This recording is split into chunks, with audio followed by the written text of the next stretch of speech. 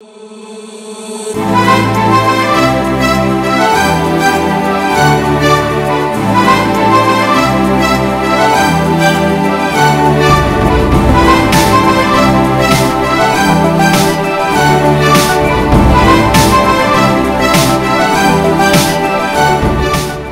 début de la semaine, Bisika Bozo Kazo Kolanda, quelle boule, Magialelo, Kimia et Oumena Mabota Labino, quelle boule, Yango et Banzi.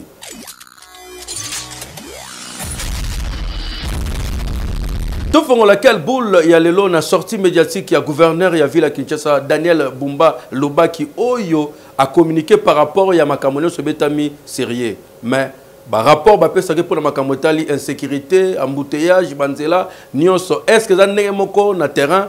Tout constaté ensemble dans le reportage Oyo.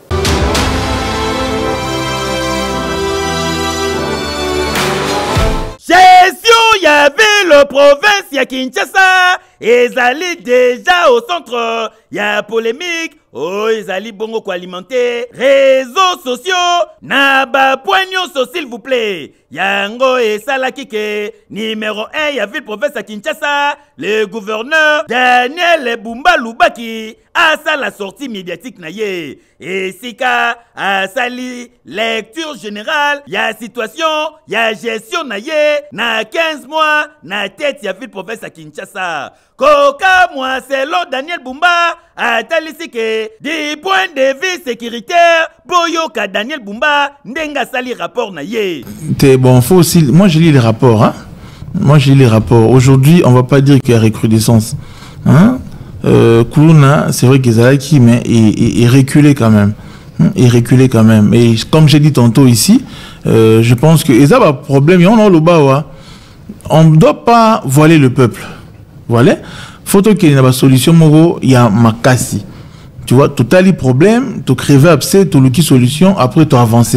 Kasi biso intake rédaction, to kiti na terrain, ko sa la lecture, ko comparer makambu gouverneur à lobby na réalité sur terrain. Côté sécurité, tika toye bisabino, rapport oyo gouverneur azali na yango na réalité sur terrain, ezali ko balana ata mukete. Po lelo na ville province à Kinshasa, li solo ya kuluna, ezali kolobama na bakouin, pe na barekouin ya capitale congolaise. Et bongo côté braquage, kuna kututika na yo, po ele kakata semaine mokote, sans que boyoka, baka ya braquage, ya bakambiste, ya batu bakoteli na ndaku, ndenge kaka bozali komona na ba image. Papa gouverneur Bumba, et bongo côté Banzela, olobi nini?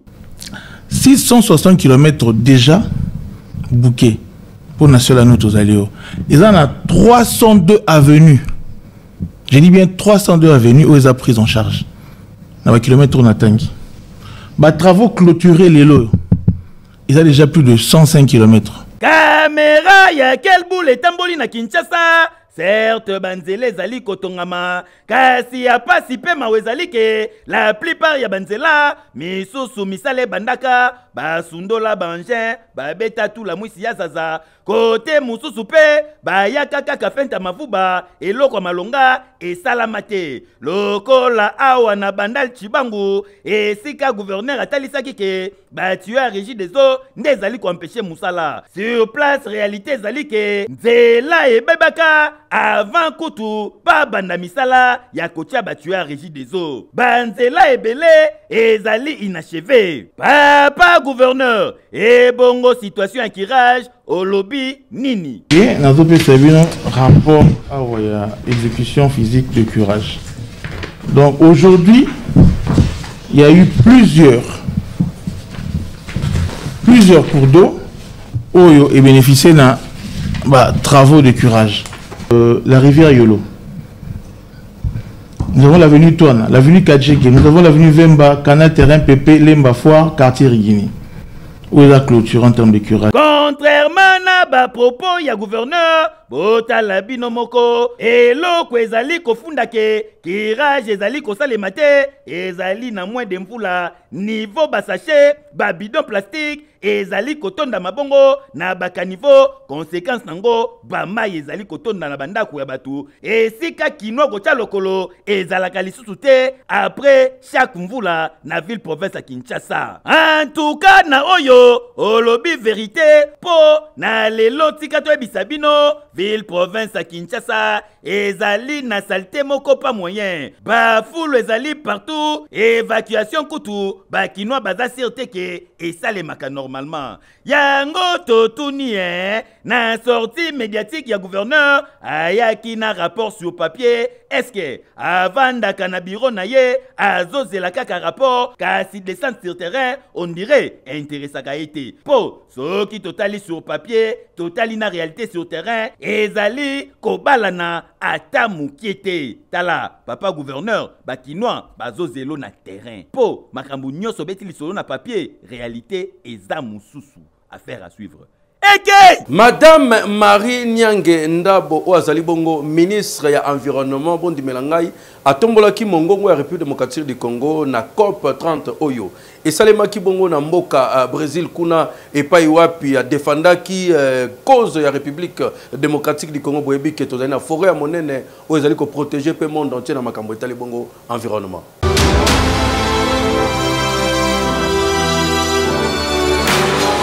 D'ici ce 21 novembre 2026, na Belém na Brésil, ezalaki bongo conférence internationale ya climat oyo babengi na kombo ya COP 30. République démocratique du Congo ezalaki wana présente na numéro 1 ya bakongolais nyonso son excellence Félix Antoine Tshisekedi Tshilombo oyo ayaki kosala message po na kopesa position ya République démocratique du Congo. Ceux qui ont le moins contribué au dérèglement climatique payent aujourd'hui le prix le plus lourd. Nos populations sont frappées par les inondations, les sécheresses extrêmes, les érosions et l'insécurité alimentaire.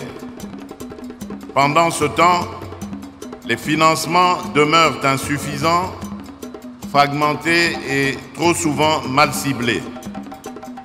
J'en appelle à un rééquilibrage entre financement de l'atténuation et celui de l'adaptation. Pene ya chef de l'État, tomonaki ministre de l'Environnement, Développement durable, pe nouvelle économie et climat, Marie Nyange Ndombo, oyo atalisaki bongo, objectif ezali, ya kotombo la mongongo, ya République démocratique du Congo, na likambo etali, changement climatique, pe co-plaider sur le rôle, ya forêt, ya République démocratique du Congo. La République démocratique du Congo se trouve au cœur des solutions climatiques basées sur la nature. Conscient de cette grande responsabilité, mon gouvernement a engagé une série de réformes pour la gestion durable de ces régions. Côté diplomatie scientifique, boyoka position, ya République démocratique du Congo. La RDC est une grande nation scientifique et on a besoin de cette science pour répondre aux enjeux très complexes liés à ces forêts et à ces tourbières. Et donc on est ici pour renforcer nos collaborations, renforcer la capacité des jeunes à comprendre ces forêts, à gérer ces forêts. Il y a vraiment besoin de sciences interdisciplinaires pour qu'on puisse répondre à cet enjeu des forêts dans le bassin du Congo. On vient également avec des capacités technologiques, des outils de traitement de données satellitaires, de traitement de données de drones, des sciences participatives et vraiment des tours à flux, enfin tout ce qui va permettre de comprendre la forêt dans son ensemble. En tout cas, ba partenaire ya ndenge na ndenge, bazalaki bongo impressionné na lobbying oyo délégation congolaise basalaki na COP 30 oyo pe ba moni intérêt oyo République démocratique du Congo azali na yango surtout du point de vue ya forêt ya RDC. À mon avis, la RDC est déjà un modèle qui est bien connu dans le monde, c'est le CFCL. Donc j'espère que le CFCL peut être central de l'implémentation de cette initiative. Vous savez que l'Amazonie vient de mettre en place un fonds amazonien à travers l'initiative TFFF qui consiste à préserver les forêts, mais en même temps à travailler pour les biens des communautés locales et des peuples autochtones. Et donc, étant les deux grands bassins qui régulent le climat au monde, il était tout à fait normal que nous puissions faire bloc ensemble pour défendre nos intérêts et protéger la planète. Esengeli koyebake na COP 30 oyo République démocratique du Congo asali trajectoire durable ya kotalisake ezali pays solution pour na kosala défi na makambo etali réchauffement climatique. Boyende ezalaka po ministre et environnement développement durable pe nouvelle économie et climat Marie Nyange Ndambo atalisi na monde entier position ya République démocratique du Congo pe azongi na Kinshasa fier na musala makasi basali na COP 30 oyo. Ekei! Na commune ya Ntsele patrouille mixte salemaki kuna la police na FRDC plus de 115 criminels to kuluna bakangi bango côté kuna pozo ba détail na commentaire oyo.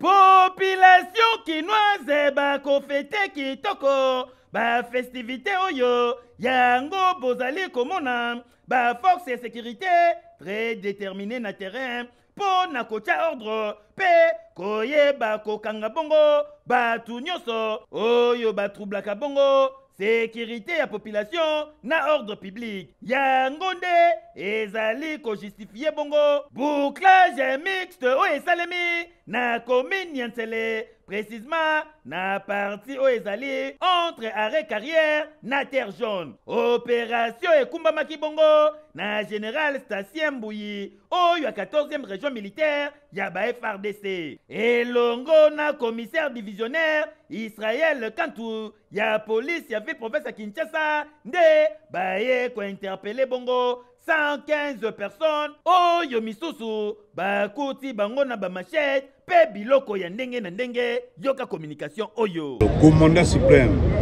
ya République son excellence Félix Antoine Tshisekedi Tshilombo apesaki mitindo na bakambi ya biso ya FARDC comme ya police au travers ba ministère oyo ezako kamba ba unité mibale wana to sala musala oyo tosali lelo na tongo afin que population babika na kimia surtout mikolo oyo ya teke oyo ezali koya mobu ya sika esengelaki population ya ngambo wana kolela wana ezalaki esila kolela wana etika po babika na kimia loki te bakolobaki no gouvernement ou bien bakonzi bazomona kolela na bango te bazoyoka mpe kolela na bango te yango moto kendaki lelo na ngambo wana oyo bakangamaki baza bato soki bazuzi bamoni ke mikolo bakatela bango ekoki bako kozonga na libota tokoboya bazonga te mais biso toza na mission soki bakangaki bango eke batiki bango mpo basalaki mikolo na bango na boloko ebimi bakontinue kaka oyo bakobi kosala makambo ya mabe tokokanga bango lisusu tokela boka bisika wana bakozosuka boloko ti bakozonga chapeau na ba service ya sécurité grâce à opération Ndobo nde ba neutraliser bongo 115 personnes oyo bozali komona. En tout cas, na même occasion, nde ba service basengi na population baye ba ko collaborer pe koye ba ko dénoncer batu nyonso bakomona suspect oyo basalaka kuluna tope ba miyibi ya forme nyonso boyende ezalaka. Ekei! Population ya Maluku balelaki transformateur na bango monene kunezikaki. Mende to yebisaki bino monsieur courant le professeur Teddy Luamba azali kosala ba GT numéro 1 SNEL kitaki na terrain pour na kopesa bango transfert ya sika population ba sepeli balobi DG to bande ko lukande yeyo soki to lobi azo sala.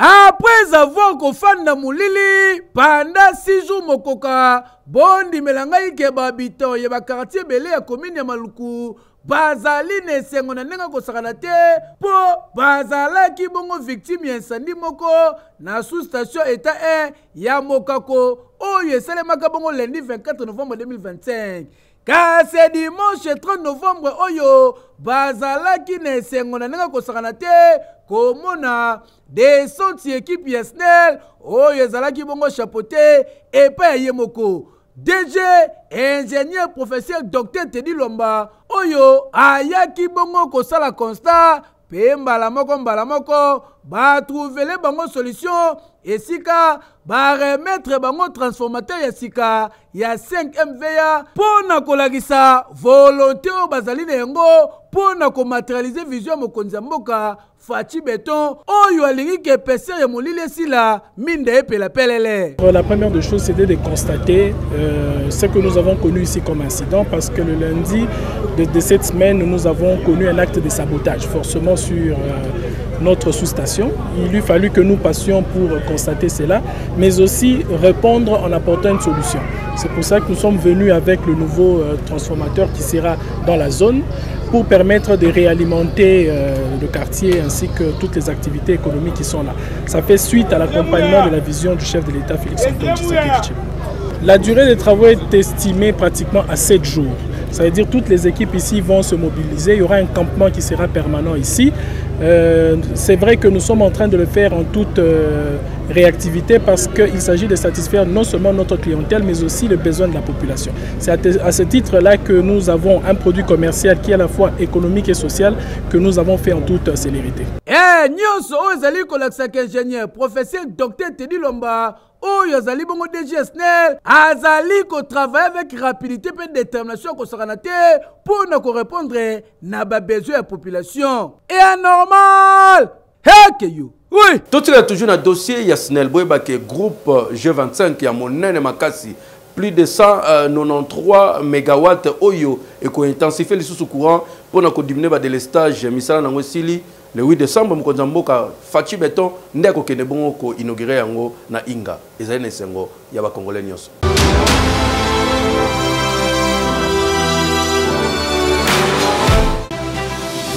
Lundi 8 décembre 2025, au cœur de la République démocratique du Congo, un moment attendu depuis des années s'apprête à bouleverser le destin énergétique du pays. Sous l'impulsion du chef de l'État, Félix-Antoine Tshisekedi Tshilombo, un géant endormi se réveille. Le G25 du barrage d'Inga 2, une machine aux entrailles d'acier, réduite au silence pendant trop longtemps. Mais aujourd'hui, elle respire de nouveau grâce à la vision du chef de l'État. Après une modernisation totale, après des années de doutes et d'ombre, le G25 revient, plus puissant que jamais. 193 MW déversés dans le réseau national, une onde de lumière prête à franchir Kinshasa, à réduire le délestage, à redonner espoir. Quartier après quartier, et alors que le soleil se lève sur le fleuve Congo, le président de la République va lancer officiellement cette machine stratégique, symbole de stabilité, de progrès et d'un avenir qui s'allume enfin. La SNEL SA veille plus que jamais sur l'avenir énergétique de la RDC. Prenez rendez-vous ce 8 décembre 2025. Le G25, une nouvelle ère énergétique débute en RDC. Beta winner na 500 francs ya pamba.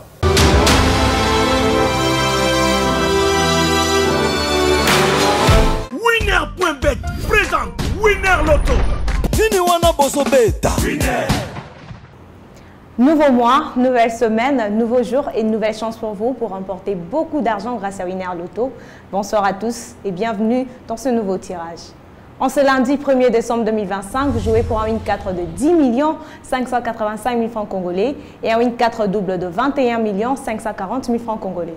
4 bons numéros sur vos tickets suffisent pour que cet argent devienne le vôtre. Si vous l'avez fait, alors bonne chance pour la suite. Ces tirages se déroulent sous le contrôle d'un huissier de justice, des officiels Winner Loto, mais aussi d'un public témoin. Mesdames et messieurs, accueillons le premier bon numéro de la soirée. C'est le 28.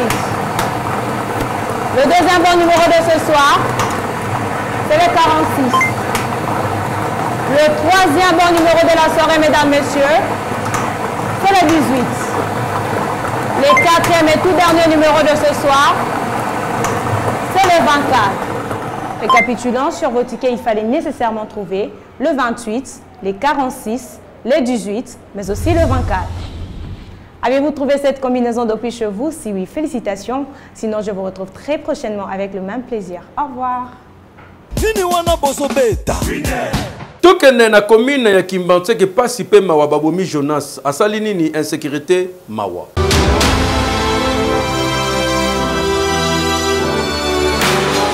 Population yo bafandaka na quartier Maviokele na commune ya Kimbanze ke bamonaki nde ya bango bole na butu ya lelo a partir ya ba ine ba criminel ba koti na quartier plus précisément na Avenue Mayo esika wapi ba yiko sala ba crime na bango ba koti na ndaku ya papa Jonas ba betie massa sur place akufi sima na yango bandi kotamula bandaku kwa ntinga pona kosala ba sabotage ya ndenge na ndenge. Pasi na mawa yoka communication ya ba témoin événement.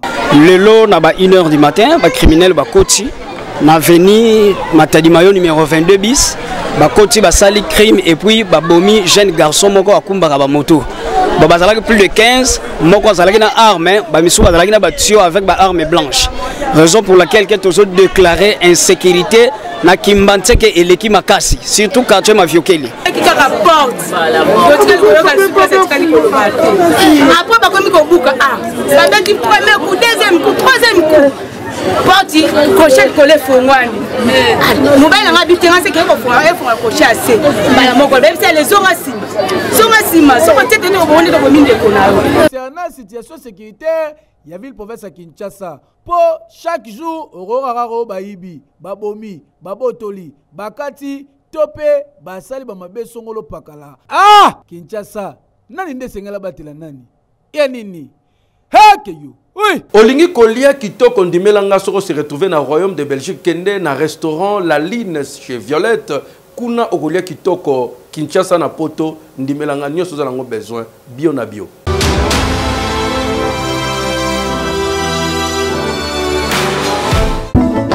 Resto La Ligne chez Violette, 13 avenue de Myrte, 1080 Molenbeek, Saint-Jean. Ah oui!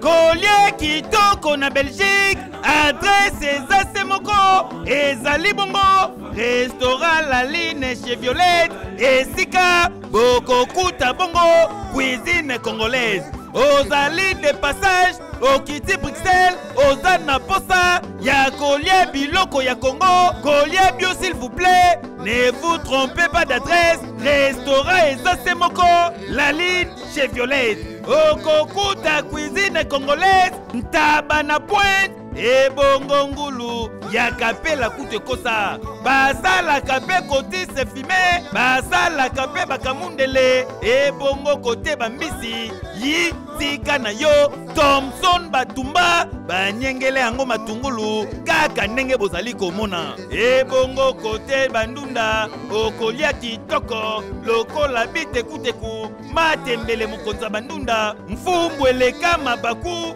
Pondo Limbondo, Pe Takamadeso ezalaka awa Bokanisi esili na restaurant La Ligne chez Violette, à part menu na bango bazalaka pe na ba plat du jour kuna okokuta lokola ngai na Thompson oyo elekisaka badi e bongo bitoyo kuna pe ezalaka babakisi lisusu plan spécial veut dire ba plan sur commande okoki kokomande mutuan taba okoki pe kokomande ngombe ya Goma bakosalela yango avec impact pe idéologie côté ba service kututika na yo po na restaurant La Ligne chez Violette basalaka na livraison à domicile veut dire au composé kaka numéro au commandé biloko ekomelio na ndaku kudia kusabalala restaurant La Ligne chez Violette et Zouami na avenue du Murto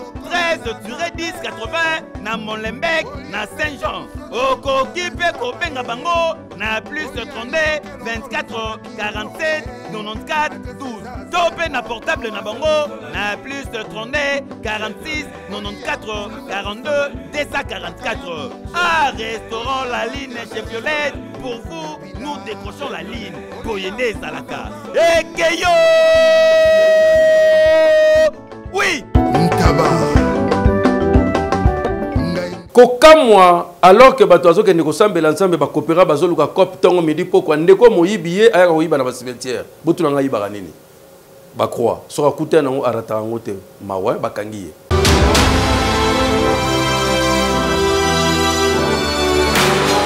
Le 1er août ya chaque année, tango batu bakendaka na ba cimetière pona kobongisa esika bakunda ba être cher na bango, batu mingi bakoma kobunga okomona atamboli cimetière mobimba atikali komona tombi ndeko na yete po ba croix oyo batiaka pona ko identifier esika bakundi mutu ekoma kolimwa. Na kala ba croix oyo babandaka kosala yango na béton omona soki batie après quelques années bukani. Kasi depuis un temps ba croix oyo ekoma kosalama en aluminium kaka ndenge bozali komona pona kobatela yango ewumela mingi. Zoka miyibi na shita sima bakomisa yango cop bakoma koya koyiba yango pona kokende kotekela batu basalaka banzungu ambodi kokamwa neti jeno bozali komona bazo papa ye bambata boye aza moyibi na moi makasi s'il vous plaît à côté na cimetière ya Kimbantseke. Na moi makasi s'il vous plaît à côté na cimetière ya Kimbantseke abandi kopikola ba croix na batombi ya batu ata somo te kokamwa azotia yango na kati ya saki ya sima oyo asimbi na maboko. Malchance lelo akuti famille oyo bango pe bayeki kokunda ndeko na bango nanu kutu bazongi ata kozonga na ndako te ye aye kopikola croix oyo batie likolo ya tombi ndeko na bango kokamwa. Tango bazuye tala bambata bazonika ye awa neti likambo mosusu mbala moko mufinge mukamate batie likolo ya moto oyo bamemisi ye kifunda na ye na mutu nzela polisi azoyembela ye mema nkolo kolemba te.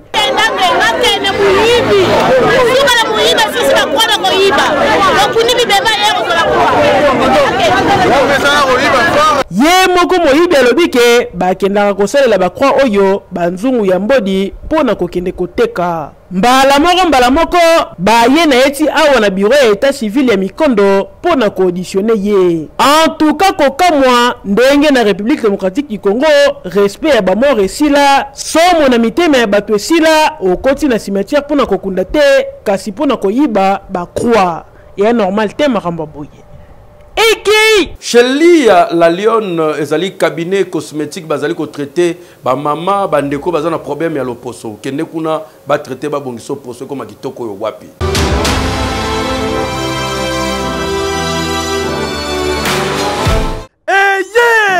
Ya lelo ye boto nanga nini awe pa ya mama Lia la Lyon la patronne oya ye kosilisa complexe ya ba mama oyo babangaka bambanda batonda ya vimbovi mama la Lyon alobi ye soko koti obimi mbanda kimi po nyonso kolinga forme kozwa okokoma yango ya tretaka bongo na baproduit bio e baproduit bongo naturel oza na posa batravailler forme taille obwake la voisine bassin kima epo ya mama la Lyon ezali ya solo ezali ya dora keso ya tonga kutu posa na po na minute tozoloba boye bakonzi ya mboka atelemeli chirurgie esthétique na dépassé bambongo ebele bamosusu kutu nakomaya kutu otanga na susi naopesa mbongo boye oleki olandi mutu mona tv boye soko oyeba oya boye eloko te nde nalanda eli ya la Lyon na TikTok ngabi te oyo eza ya suka na mekape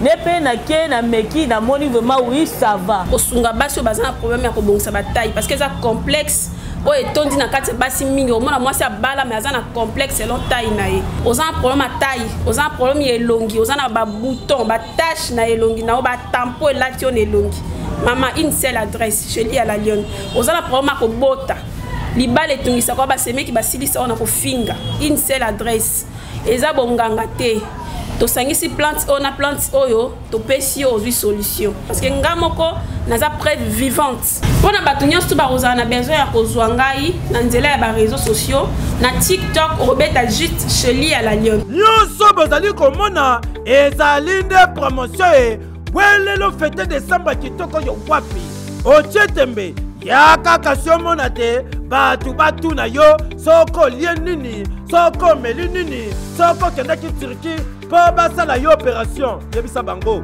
solution na Kinshasa eza epai ya mama la Lyon. Otuninga adresse ezali place kopunga te okoti kaka na sendwe mukelekete fourmi na kati ya ekole kantu okokuta sheli ya la Lyon.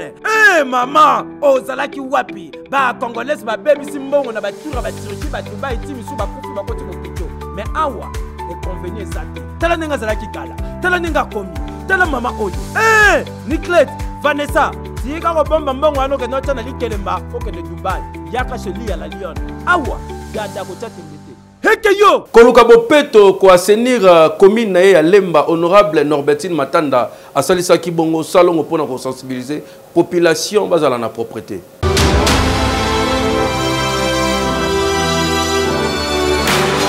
Bongengisa commune ya Lemba pe kolongola bosoto nyoso de façon qui atangenze ya salité zalate ezali bongo détermination et honorable Norbertine Matanda, député provincial ya Kinshasa eli ya commune ya Lemba, bondi melangai ke weekend oyo a sensibilisaki ba jeune ne bozali komona oyo a conscientisaki bango batika kuluna mbala moko a créé brigade d'assainissement une façon pona ye ya kolongola bosoto na cadre toujours ya ko matérialiser vision mokonza mboka Fachi Beton oyo alingi Kinshasa za la propre papa oyo bozali komona lati lamba rouge azalaki bon koteka ba 5 glace na ye azoleka tellement ba poto ezwaki biloko na ye aleli mama yoki mawa atuni ye fono eze ya combien apesi monta mama apesi ye mbongo fois 5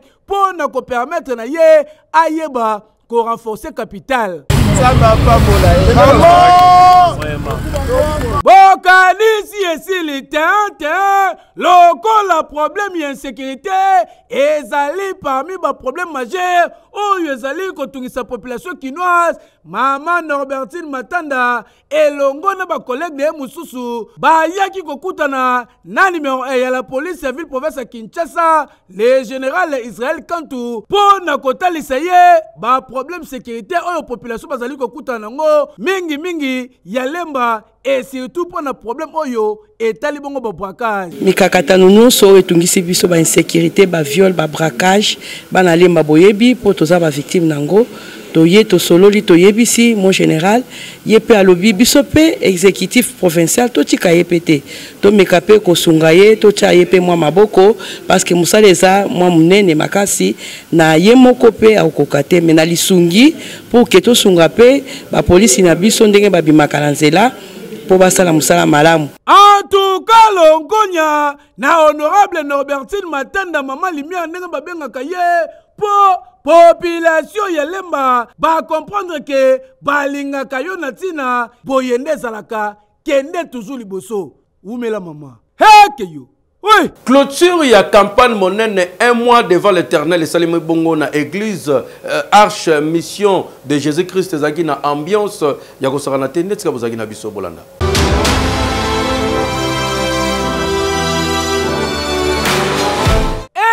Devant l'Éternel les alimi lulu monene oyo esale makabongo chaque année awa na communauté mission Arche Jésus-Christ bondi melangai ke pour l'année 2025 oyo babandaki bongo du 1er au 30 novembre 2025 clôture ngo eselemi kitoko nde bozali komona adoration losambo ezalaki au rendez-vous kaka nde bozali komona mutu nyonso akoti na profondeur.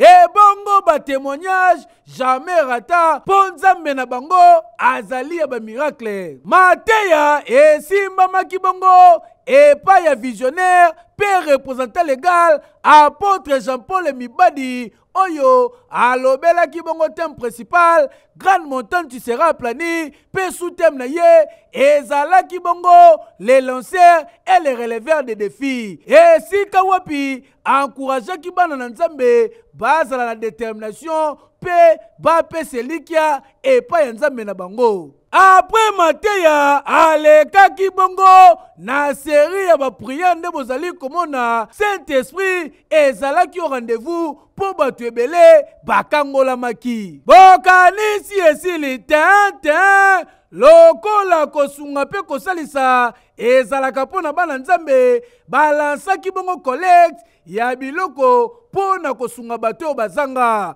Botala bino moko ndenge nini batu baye kotika biloko na bango mpona kosunga bandeko mosusu. Ebongo louange wana kutu erataka te ambiance ni ambiance kasi dans le Seigneur. Clôture ya un mois devant l'Éternel oyo esangani na récolte ya ba bien oyo tosengaki na peuple de Dieu. Bamema yango po tokende ko rendre visite na bandeko na biso oyo bazali na bakaya ya badéplacé. Baza na Kinshasa, bamusu bakimi, mwa mobulu ezoleka na ba province biso na ba plateau de Bateke, nde bato bayaki na babilamba na bango basapatu. Biloko oyo bamoniki eza utile mpona kokende kotala mpe baninga po toorganize descente kuna tokende mpe kotikela bandeko baza na passe. Tosilisi un mois devant l'Éternel, sanza moko molimo. Tozala liboso ya Nzambe, kobondela, kolela pa ya Nzambe. Boyende ezalaka.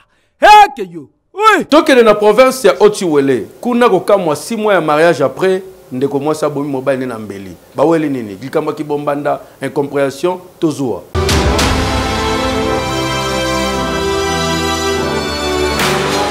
Couple oyo bozali komona bazo kota bwena kata ambiance nzoka libale umeli te mwasi abomi mobali. C'est l'homme information tozui après dispute na kata couple ndenge zalaka compréhension oyo bato babongisaka kaka. Mwasi atomboki soka yoraki nini soki bayebisaki nini mobali azongi ndaku ndenge zalaka weekend après avoir komela moi vers aye na kata ndako bazonga ki ba air tardive. Moi sa tomboki asiliki soka zaki na kanda ya nini c'est l'homme information tozui azumbeli bandi ko chuba mobali na ye lokola bazo tobolelo ka pemba. Mobali ye yo na photo nde bozali komona boy. Na miniti tozoloba enquête ezali ko salema. Mais makambo oyo e sale passe na niveau ko sakana te. Mobali ya bato abali yo na ba situation mikolo yo. Ti problème ngo ya ndenge nini oyo ko komema yo tina nifa ko boma mobali. Yango ba nokwa mikolo no babali te. Ba raisonner 1500 fois aba babala. Oh, celui qui trouve une femme trouve le bonheur. Ya boye, ya fwati. Heke yo. Voilà, kimia na mabota na bino quelle boule magalele sili. Ba mama e boa kitoko wapi. Heke yo. Oui.